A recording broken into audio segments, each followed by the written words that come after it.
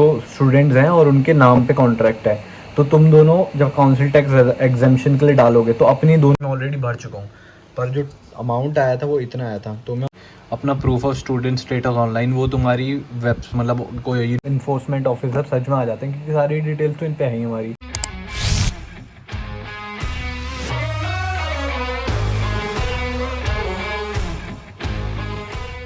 तो guys welcome back to new blog. स्वागत है आपका मेरे चैनल ट्रैचिन यूके में। आई होप आप सब ठीक हो गए। तो अभी रिसेंटली मेरे को ना क्वेश्चन आया था कि काउंसिल टैक्स को भरते कैसे हैं, और उसके अलावा कि एग्जामिशन के लिए कैसे स्टूडेंट्स अप्लाई करते हैं, और दो चार और डाउट्स थे। तो सारे इस वीडियो में आगे बात करते हैं, सब कुछ काउंसिल टैक्स से रिलेटेड। और मेरे को लेटर भी आया हुआ है काउंसिल टैक्स का, जो मैं अभी भरूँगा। तो आपको इस वीडियो में पूरा प्रोसेस दिखा देता हूँ कि कैसे भरते हैं और क्या लेटर में लिखा हुआ आता है। चलते हैं आगे वीडियो में। थोड़ा रूम में एंट्री कर लूँ। तो देखो ये आया था मेरे को, ये आया थी चिट्ठी, ठीक है, मेरे एड्रेस पे। उसमें इधर मेरा नाम वगैरह लिख के, यहाँ पे एड्रेस लिखा हुआ है इस साइड पे, यहाँ वाली साइड पे इधर, ठीक है। वो मैं छुपा देता हूँ। उसके अलावा ये लिखा हुआ है, पूरा आया था, मतलब पूरे साल का दे देते हैं ये लोग एक बार में। कैसे क्या ब्रेक डाउन होता है वो मैं दिखाता हूँ एक बार कैमरा टर्न करके, तो ईजिली दिख जाएगा। और कैसे भरना होता है, क्या होता है, वो भी बताता हूँ। ये देख रहे हो 1147 का आया है पूरा टोटल, और ये वाला अमाउंट है, ये पूरा है। पर ये नहीं भरना मेरे को, कॉज भाई मैं पूरा टाइम थोड़ी रह रहा हूँ। मेरे को भरना है खाली अप्रैल का और मई का, जो कि ये दोनों डेट्स हैं। क्या है इनकी, अप्रैल की जो है वो थी 7 अप्रैल 2024, जो मैं भर चुका हूँ ऑलरेडी, 112 पाउंड, 112.53। अब मेरे को ये भरना है मई वाला, जो कि है ड्यू डेट 7 मई 2024। इससे पहले भरना होता है, वरना फिर ना ये कंबाइन करके तुम्हें नोटिस आ जाएगा, जो कि मैं दिखाता हूँ। लास्ट टाइम मैंने पिछले मंथ वाला नहीं भरा था, दिसंबर जैन का। तो देखो कुछ ना ऐसा नोटिस आ गया था, ये पेएबल अमाउंट था, और मंथली इंस्टॉलमेंट में नहीं भरा था, तो कुछ ऐसे भेज देते हैं ये लोग ना। देखो लिख के सब लिखा हुआ है इसमें, इतना अमाउंट भरना है साथ में। एनीवेज वापस आते हैं अपने इस पे। तो देखो ये अमाउंट मेरे को अभी भरना है 115, बाकी का मेरे को नहीं भरना, क्योंकि भाई मैं रह नहीं रहा हूँ, तो सिर्फ ये वाला अमाउंट भरना है। बाकी काउंसिल टैक्स पीरियड इन्होंने लिख रखा है, इतना था टोटल, और सिंगल ऑक्यूपेंसी का डिस्काउंट दिया है, वो इतना मिल गया मेरे को। और ये कुछ ऐसे ब्रेक डाउन है, यहाँ पे इतना बन रहा था जो टोटल था। अब जो भरने का तरीका होता है वो उन्होंने पीछे साफ साफ लिखा होता है कि कैसे भर सकते हो। तो एक तो डायरेक्ट डेबिट है, अगर तुम लंबे टर्म के लिए रह रहे हो तो अपना जो कार्ड है, डेबिट कार्ड है, उसको डायरेक्ट डेबिट पे लगा दो, तो हर महीने खुद ही कट जाएगा 7 तारीख से पहले। एक है ऑनलाइन, जो कि मैं प्रेफर करता हूँ, जो कि मैं यूज़ करता हूँ, ये वाला ऑनलाइन तरीका, ठीक है, ये वाला इधर, क्योंकि ये इजीली अपने हिसाब से अपना रेफरेंस नंबर डालना होता है, वो मैं दिखाता हूँ अभी आगे, और इजीली जितना है वो भर सकते हो। बाकी ये सारे भी हैं, पेमेंट मशीन, ये सब हैं तरीके, बट मैंने कभी डिस्कवर नहीं करे। ये मेरे को बेस्ट लगा अगर आप शॉर्ट टर्म के लिए रह रहे हो, और ये लॉन्ग टर्म के लिए, तो आपको सरदर्दी नहीं है कि भूल गया मैं भरना, आराम से अपने अकाउंट खुद ही कट जाएगा, अपने अकाउंट में से पैसा जब कटना होगा। तो ये वाला है। जैसे अगर मैं पूरे साल के लिए रह रहा होता तो मेरे को हर महीने लॉगिन करके भरना पड़ता, उससे बढ़िया क्या है कि अपना एक बार डायरेक्ट डेबिट लगा दो, हर महीने का खुद कटता रहेगा। अब मैं लैपटॉप की स्क्रीन पे ले जाता हूँ और आपको बताता हूँ। बट उससे पहले मैं बताना चाहूँगा कि अगर आप स्टूडेंट हो तो कैसे अप्लाई कर सकते हो काउंसिल टैक्स की एग्जामिशन के लिए, क्योंकि मैंने भी अप्लाई करा था जब तक मैं स्टूडेंट था, तो मैं यहाँ पे भी काउंसिल टैक्स नहीं भरता था, और पहले जहाँ रहता था वहाँ पे भी नहीं भरता था। तो बहुत इजी प्रोसेस है। आपको करना क्या है, अपना गूगल पे जाना, मतलब सबसे इजी प्रोसेस बता रहा हूँ जो हर कोई कर सकता है, किसी की मदद नहीं चाहिए होगी। अपने गूगल पे जाके लिखना काउंसिल टैक्स, और जो भी आपकी मतलब जहाँ भी रह रहे हो, जैसे मैं कोवेंट्री में रहता हूँ, कोवेंट्री, ये देखो डालोगे अगर council tax student exemption Coventry, तो ये पहले में आ गया, ठीक है। अब यहाँ पे तुम्हें ये फॉर्म भरना होगा, ये देखो यहीं पे आ रहा है। उसके लिए क्या चाहिए होगा तुम्हें, अपना proof of student status online, वो तुम्हारी मतलब कोई यूनिवर्सिटी की वेबसाइट पे तुम्हें मिल जाएगा, बस वो चाहिए होगा। बाकी तुम्हारा स्टूडेंट आईडी कार्ड जो भी होता है यहाँ पे सब बता देगा। बस यहाँ पे क्लिक करके तुम्हें अपनी डिटेल्स डालनी है। देखो ये चाहिए होगा, स्टूडेंट फुल नेम, कोर्स का title, name of university, course start and end date, मतलब तुम्हारा जो कैश लेटर में लिखा होता है, और then the student is studying full time, खाली फुल टाइम स्टूडेंट्स के लिए है। तो ये सारा प्रॉपर्टी की डिटेल डाल दोगे। सब कुछ करने के बाद अपना यहाँ पे who lives in the house, please enter the details और every student in the house that is full time student. हाँ, अब देखो ये चीज़ मेन है, इसके बारे में बता दो। रुको, इसके बारे में आगे बात करने से पहले ना एक मेरे पास जो डाउट आया था वो खोल लेता हूँ। उनका भी कुछ सिमिलर डाउट था तो वो भी समझा दूँगा। मेरे को डाउट आया था कि hey bro, I am student living in UK, I rent a house in Birmingham for 1 year contract. There are total 5 members in this house but house contract is on my name, 2 students, 3 sponsorship work visa. My question is that if I set tax exemption letter from my university to council, they will reduce the tax or will have to pay full tax on 5 members. अब देखो ये बहुत tricky चीज़ है, but अगर आपको भी council tax बचाना है और अगर आप जैसे कई बहुत सारे लोग करते क्या हैं, देखो अब इसने बोला कि 2 स्टूडेंट के नाम पे हाउस का कॉन्ट्रैक्ट है, बर रह रहे उसमें 5 जने हैं। तो जिनके नाम पे कॉन्ट्रैक्ट होता है ना, उनके नाम पे ही तुम्हें काउंसिल टैक्स के बारे में भरना होता है। क्योंकि देखो जैसे तुम ऐड करोगे ना यहाँ पे, तो जैसे साइड पे लिखा हुआ आता है who lives in the house, तो तुम्हें क्या करना होगा वहाँ पे, जैसे तुम 2 जने हो जो स्टूडेंट्स हैं और उनके नाम पे कॉन्ट्रैक्ट है, तो तुम दोनों जब काउंसिल टैक्स एग्जेम्पशन के लिए डालोगे तो अपनी दोनों की डिटेल्स डालोगे और अपने जो भी इन्फॉर्मेशन है, कैश है, जो भी ये लोग मांग रहे हैं, मतलब अभी दिखा दूंगा, वो सब डालना होगा। बाकी के जो 3 मेंबर रह गए, तो अगर वो वर्क वीज़ा पे भी हैं फिर किसी पे हैं, उनके नाम पे कॉन्ट्रैक्ट नहीं होगा तो कोई फ़र्क नहीं पड़ेगा, क्योंकि ना वो कॉन्ट्रैक्ट पे हैं, बस वो रह रहे हैं एज टेनेंट्स वहाँ पे। तो अगर आपके नाम पे कोई कॉन्ट्रैक्ट नहीं है, जैसे मेरे नाम पे यहाँ का कॉन्ट्रैक्ट है तो मेरे को ही भरना पड़ेगा।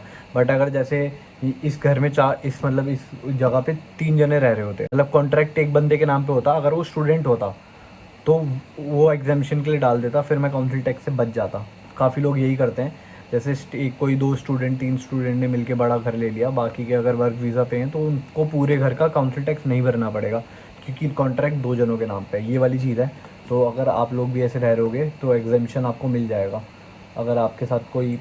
हाँ, पर एक और चीज़ है, बट अगर जैसे आप किसी एजेंट के थ्रू करोगे ना, तो वो पूछेंगे कि आप कितने जने रहने वाले हो, कौन कौन वर्क करता है। अगर उनको, जैसे मैं जब बीच में अभी घर कर रहा था तो मैंने पूछा था कि हम 4 जने रहने वाले हैं, एक वर्क वीज़ा पे है या फिर एक काम करता है फुल टाइम, वो स्टूडेंट नहीं है। तो उसने कहा कि उसके नाम पे कॉन्ट्रैक्ट एक वर्क वाले के नाम पे होगा और एक स्टूडेंट के नाम पे होगा, पर आपको तब भी काउंसिल टैक्स भरना पड़ेगा क्योंकि वो वर्क करता है और वो रहता है उस घर में। तो यही चीज़, अगर तुम घर कहीं से मतलब ले भी रहे हो ना रेंट पे, तो उनको ये बताना कि तुम स्टूडेंट हो, जितने भी जने रह रहे हो, तो फिर वो काउंसिल टैक्स एग्जामिशन के लिए या तो वो भी अप्लाई कर सकते हैं, तुम खुद ही कर देना, वो ज़्यादा बेटर रहेगा। बाकी वापस स्क्रीन पे आते हैं। अब उसके बाद स्टूडेंट डिटेल्स तीनों की यहाँ पे डिटेल डालोगे, सब कुछ जाएगा यहाँ पे, बस उसके बाद आगे करके सबमिट कर देना है। और फिर उसके बाद यहाँ पे तुम्हें पोस्ट सेलेक्ट कर देना है, how would you like us to send your council tax bill. अगर तुम पोस्ट सेलेक्ट करोगे वो ज़्यादा बेटर रहेगा, क्योंकि तुम्हें फिर ऐसे कुछ करके मिलेगा जो मेरे को आया है, और वही बेटर रहता है। क्योंकि ईमेल पे कभी कभी क्या होता है, क्योंकि देखो ये लोग भी यही बिलीव करते हैं कि पोस्ट के थ्रू अगर हम भेजेंगे वो ज़्यादा जेन्युइन रहेगा, चाहे वो HMRC के डॉक्यूमेंट्स हों, चाहे वो ड्राइविंग लाइसेंस के हों, चाहे काउंसिल टैक्स के हों। ये लोग मतलब ईमेल की तरफ बढ़ रहे हैं, बट ईमेल में होता क्या है, बहुत सारे यहाँ पे बहुत फ्रॉड्स होते हैं, मतलब बहुत फ्रॉड करते हैं लोग। ईमेल पे भेज देते हैं काउंसिल टैक्स के नाम पे, HRMC के नाम पे, टैक्स के नाम पे, तरह तरह के ना, बिल्कुल सेम बना के भेजेंगे डिट्टू, तो आपको लगेगा कि सही है, हम भर देते हैं। ऐसे वार्निंग नोटिस भेज देंगे कि आपने टैक्स नहीं भरा तो आपको ये हो जाएगा, वो हो जाएगा, तो लोग भर देते हैं, फिर बाद में पता लगता है फ्रॉड हो गया। इसलिए पोस्ट सेलेक्ट करना सबसे बेस्ट है, क्योंकि फिर आपके पास ये लेटर आएगा पूरा और इसमें सब कुछ लिखा होगा और पोस्ट के थ्रू जेन्युइन आती है चीज़, तो पोस्ट ही सिलेक्ट करना। और बाकी सारी चीज़ें यहाँ पे फिलअप करके उसके बाद नेक्स्ट करके अपलोड कर देना, सारी चीज़ें सबमिट कर दोगे फॉर्म। उसके बाद तुम्हारे पास कुछ ऐसा लेटर आएगा और उसमें यहाँ पे लिखा होगा, जो ये लिखा है ना पाउंड, तो यहाँ पे 0 लिखा होगा। मेरे पास पड़ा नहीं है, जब मैंने अप्लाई करा था मेरे पास आया था। तो जिस दिन तक तुम सबका स्टूडेंट स्टेटस होगा ना, जैसे तुम लोग सपोजिंगली 2024 में सितंबर तक तुम्हारा स्टूडेंट स्टेटस है, सितंबर 22 तक, तो सितंबर 22 तक ये लोग भेज देंगे 0। उसके बाद का जो होगा काउंसिल टैक्स वो आपको भरना पड़ेगा। तो ये चीज़ है। अब लास्ट चीज़ पे आते हैं कि भरना कैसे है, ये वाले मेथड के थ्रू। वीडियो काफ़ी लंबी हो जाएगी, मैंने बट कोशिश की सारे डाउट्स एक्सप्लेन कर दूं जो भी आ रहे थे लोगों को। अब लास्ट पॉइंट पे आते हैं कि भरना कैसे है। तो देखो बहुत इजी है, ये लिखा है गवर्नमेंट पे ऑनलाइन, सेम चीज़ मैंने यहाँ पे डाली, www डॉट, ये देखो मैंने ऑलरेडी भर रखा है यहाँ पे ना, ठीक है। फिर यहाँ पे जाके काउंसिल टैक्स किया सेलेक्ट।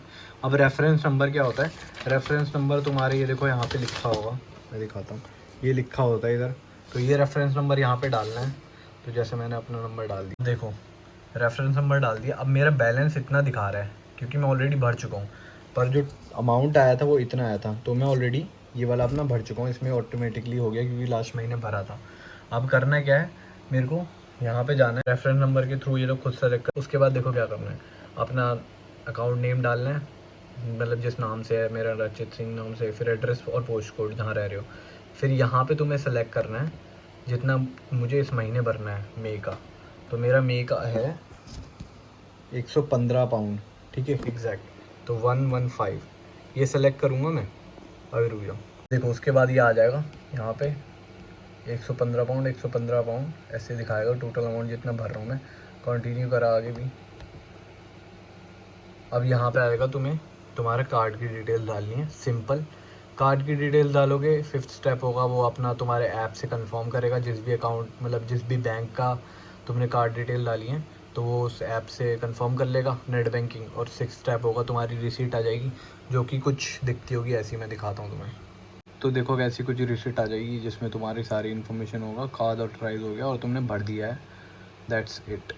और जैसे जैसे आप भरते जाओगे तो जो अमाउंट है ना टोटल, जैसे 1140 समथिंग था मेरा, तो उसमें से कम हो गया था 1000 समथिंग हो गया। फिर अब मैं और भरूँगा 115, तो मेरा 900 समथिंग हो जाएगा। तो ऐसे करके सारा कम होता रहेगा और लास्ट में जब ईयर एंड होगा तो वो ज़ीरो हो जाएगा, अगर आप रह रहे हो उस प्रॉपर्टी में लगातार। और अगर नहीं भरोगे तो क्या होगा, लास्ट क्वेश्चन है, फिर उसके बाद वीडियो को करते हैं। तो देखो ये बहुत ही सीरियस और इम्पोर्टेंट पॉइंट है और क्वेश्चन है कि अगर नहीं भरोगे तो क्या होगा। तो इन्होंने अपनी वेबसाइट पे भी साफ साफ लिखा हुआ है, वहीं पे आपको दिखा देता हूँ मैं सारी चीज़ें, वही जो इन्होंने जनरल लिखी है वही बताता हूँ। और सीरियस ये लोग मतलब इस चीज़ को बहुत सीरियस लेते हैं। तो देखो, failure to pay the balance will result in issue of a magistrate court समन।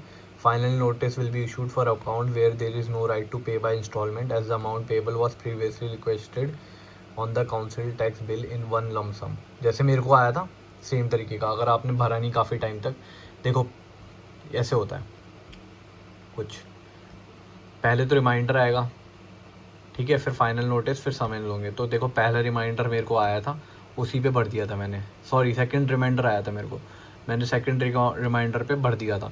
अगर नहीं भरता मैं तो third, failure to pay will result in issue of final notice. This issue of final notice mean that the right to pay by instalment में withdraw हो गया।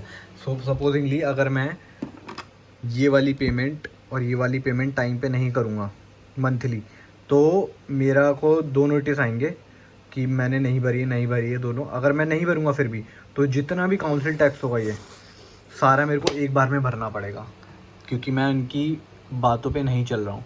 और फिर अगर फिर भी नहीं करोगे तो ये देखो यहाँ लिखा है साफ साफ, if payment has not been received in accordance with the reminder, second reminder और final notice, then a summon is issued. If the council tax is in joint name, each liable person will be issued a separate summon if payment including the 70 और 78 pound जो है notice का, वो भी इसको include कर देंगे। Hearing से पहले अगर तुमने कर दिया तो फिर एक्शन नहीं लिया जाएगा, अगर तुम हियरिंग के पहले कर दोगे तो कोई एक्शन नहीं होगा फिर भी। अब देखो कोर्ट तक ले जाते हैं, direct you attending a hearing at Coventry magistrate court Little Park, ये देखो यहाँ पे लेके जाओगे। However you do not need to attend court if you pay the full amount owing including cost before the hearing date. मतलब अगर तुमने फिर भी भर दिया हियरिंग डेट से पहले सारा अमाउंट, फिर भी कोर्ट में नहीं आना पड़ेगा। बट आपकी डिटेल्स जो जाएंगी वो लोग डेट रिकवरी वाले पॉलिसी के अकॉर्डिंगली जो भी होगा, अगर आप काउंसिल टैक्स नहीं भरोगे तो उसके अकॉर्डिंगली आपको भरना पड़ेगा। ये देखो बहुत लंबी चीज़ है, ठीक है। ये देखो साफ साफ लिखा है इन्फोर्समेंट एजेंट आएंगे आपके घर पे, जो भी होगा ना, तो ये बहुत बड़ी चीज़ है। तो एक तरीके से साफ साफ मान लो अपना कि अगर आप लंबे टाइम तक रह रहे हो किसी घर में 1 साल तक, तो अपना वहाँ पे डायरेक्ट डेबिट डाल देना, अपना आराम से जितना भी अमाउंट पर मंथ कटता रहेगा, भूलोगे भी नहीं, क्योंकि भूल जाते हैं। मैं भी भूल गया था, तभी मेरे को पता नहीं था, पहली बार मेरे को काउंसिल टैक्स भरना था। फिर जब मेरे को सेकंड रिमाइंडर आया मैंने भर दिया, क्योंकि मेरे को किसी ने बताया था अगर नहीं भरोगे तो ये लोग कोर्ट तक ले जाते हैं और बहुत सीरियस होते हैं इस चीज़ को लेके। काउंसिल टैक्स, ये सारी चीज़ों को लेकर। और सच में आपके घर में इन्फोर्समेंट ऑफिसर सच में आ जाते हैं, क्योंकि सारी डिटेल्स तो इन पे है ही हमारी। तो इस सब से बचना है। तो भैया हाथ जोड़ के आपसे भी विनती है, बाकी जो आ रहे हैं नए या फिर जो रह रहे हैं, जो वीडियो देख रहे हैं काउंसिल टैक्स के लिए, तो अपना फाइनल लेटर आएगा, उसके बाद भी आपके पास टाइम होता है, पर सारा भर देना टाइम से। कोर्ट कचहरी के चक्कर ना किसी को इंडिया में पसंद है ना यहाँ पे पसंद है, और यहाँ पे तो ये लोग लॉ को बहुत बहुत ज़्यादा स्ट्रिक्टली लेते हैं। तो यही सीन है। तो सारे डाउट्स मेरे को लगता है मैंने इस वीडियो में कवर कर दिए, काउंसिल टैक्स के जितना भी था, जो भी था। और आई होप आगे कोई डाउट आएगा नहीं इस वीडियो को, अगर आप देख लोगे, अगर कोई भी देख रहा होगा इस वीडियो को काउंसिल टैक्स से रिलेटेड, नहीं आना चाहिए वैसे तो। और एक लास्ट चीज़, काउंसिल टैक्स हर जगह का ना अलग अलग आता है। तो वो क्या होता है, वो कैसे होता है, क्योंकि किसी घर में आता है मेरे जैसे 115 है, किसी के घर पे 200 आ रहा होगा, किसी के घर पे कम आ रहा होगा, किसी घर में और ज़्यादा आ रहा हो। तो डिपेंड करता है देखो आपके बैंड पे, किस प्रॉपर्टी पे रह रहे हो आप। तो ये जो बैंड है ना, बैंड ए में रह रहा हूँ मैं, तो बैंड ए, बैंड बी, बैंड सी, बैंड ऐसे करके ना एफ तक होता है। तो बैंड ए वाली प्रॉपर्टी जहाँ तक मेरे को पता है 40,000 पाउंड से कम की होती है, ऐसी कुछ है। देखो अगर आप UKVI मतलब ऑनलाइन डालोगे ना सीधे check my council tax band, तो यहाँ पे आ जाएगा। और फिर आपको करना क्या होगा, स्टार्ट नाउ पे क्लिक करना और सिर्फ अपना पोस्ट कोड डाल, जैसे मैं रैंडम पे पोस्ट कोड डाल दे रहा हूँ, DE, हाँ ऐसे करके आ जाएगा। देखो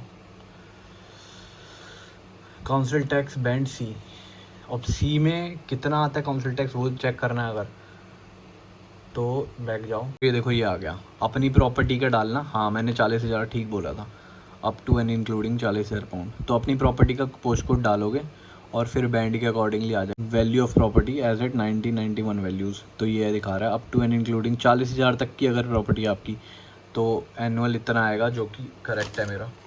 देखो इतना ही था बिल्कुल, 1530 ठीक है। डिस्काउंट लग गया, फुल चार्ज प्रीमियम, पता नहीं तरह तरह की चीज़ें हैं annual, but full charge annual इतना आ रहा है। देन BCDEFGHI, तो देखो अगर तुम्हारी प्रॉपर्टी की वैल्यू 3,20,000 पाउंड से ज़्यादा है, तो आपका साल का जो आएगा वो इतना आएगा काउंसिल टैक्स। तो सिंपल सी बात है, जहाँ पे आप रह रहे हो, अगर आपको चेक करना है कि आप कितना काउंसिल टैक्स एलिजिबल है, तो जहाँ पे आप रह रहे हो उस प्रॉपर्टी का वो पोस्ट कोड डालोगे, वहाँ पे दिखा देगा जैसे मैंने अभी दिखाया। और फिर जो काउंसिल टैक्स का बैंड है ABC जो भी दिखा रहा है आपको, फिर अपना ये वाला फिर से डालना, council tax band and charges, वहाँ पे जाके अपनी प्रॉपर्टी के बैंड के साथ जो चार्जेस हैं वो आपका उतना आना चाहिए। उससे ज़्यादा अगर आ रहा है या फिर आपको लगता है आपकी प्रॉपर्टी की वैल्यू गलत दिखा रखी है, तो आप यहाँ पे ऑप्शन आता है चैलेंज काउंसिल टैक्स, मतलब काउंसिल को चैलेंज कर सकते हो कि गलत है इन्फॉर्मेशन, गलत कुछ कर रहे हैं। तो उनको बोल सकते हो कि भाई मेरी प्रॉपर्टी तो बैंड ए में आती है बट आपने बैंड सी में डाल रखी है, तो मेरा काउंसिल टैक्स इसलिए ज़्यादा आ रहा है। तो इनसे बात कर सकते हो, ये लोग क्वेरीज वगैरह सॉल्व कर देते हैं, सब कुछ इनकी वेबसाइट पे होता है। तो बस यही है भाई, बहुत बड़ी वीडियो हो गई है। आई होप आपको वीडियो पसंद आई होगी, सारी डाउट सॉल्व हो गए काउंसिल टैक्स से रिलेटेड। काउंसिल टैक्स क्या होता है, अब काउंसिल टैक्स किस लिए देते हैं, तो मतलब जितनी भी आप फैसिलिटीज़ यूज़ करते हो ना, मतलब जितने भी कवर्स होते हैं, जैसे पुलिस हो गई, फायर स्टेशन हो गया, और उसके बाद लोकल सर्विसेज हो गई, जितनी सोशल सर्विसेज हो गई, एजुकेशन की सर्विसेज हो गई, जितनी भी सारी फ्री सर्विसेज होती हैं, जो कूड़ा वगैरह बीनने आते हैं, जो डस्टबिन वगैरह होते हैं, उसके अलावा जितनी भी मतलब जितनी भी सारी रोड्स होती हैं, जो भी बनता है सब काउंसिल जो होती है, काउंसिल उसकी लायबल होती है। इसलिए जितने भी लोग रह रहे होते हैं वो काउंसिल टैक्स भरते हैं गवर्नमेंट को, जिससे वो इन सबको पे कर सके। जैसे पुलिस वाले हो गए, फायर स्टेशन फायरमैन हो गए, उन सबको भी तो सैलरी जाएगी ना, तो इसके थ्रू जाती है, इसलिए बनता है काउंसिल टैक्स। और बाकी जो आप सर्विसेज यूज़ करते हो, जैसे रोड की सेफ्टी, पॉट होल वगैरह भरना, सारी चीज़ें, ये सब उससे ही पैसा जाता है। डस्टबिन वगैरह रोज़ आते हैं यहाँ पे लेने, जो भी होता है डस्टबिन देते हैं पर्टिकुलर घर को। तो जैसे अपना इंडिया में होता है स्वच्छ भारत अभियान में, वो डस्टबिन आ रहे थे अभी बीच में जब, तो आप कुछ अमाउंट दिया था गवर्नमेंट को हमने, मंथली या फिर जो भी था, हमारे घर पे क्योंकि आते थे हम देते थे उनको 100 रुपये या समथिंग। तो इसीलिए होता था क्योंकि आप सर्विस यूज़ कर रहे हो गवर्नमेंट की, तो पैसे भी दोगे। तो भी वैसे ही यहाँ पे भी काउंसिल टैक्स, पर यहाँ पे बहुत ज़्यादा भरना पड़ता है, बस यही है। चलो आई होप आपको वीडियो पसंद आएगी, मिलते हैं नेक्स्ट व्लॉग में, नेक्स्ट वीडियो में। तब तक के लिए स्टे सेफ, टेक केयर, फिर बाय।